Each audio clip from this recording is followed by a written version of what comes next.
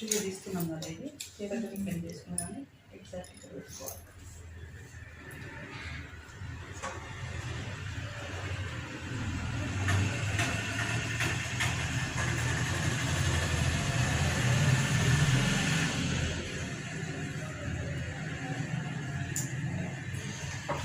నార్మల్గా ఉన్నదానికంటే 2 inches extra ఇస్తాను.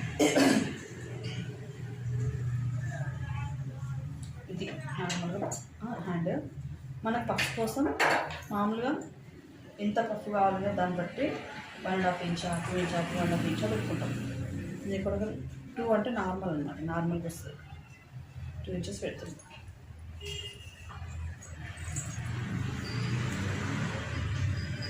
అంతే ఇట్లా మొత్తం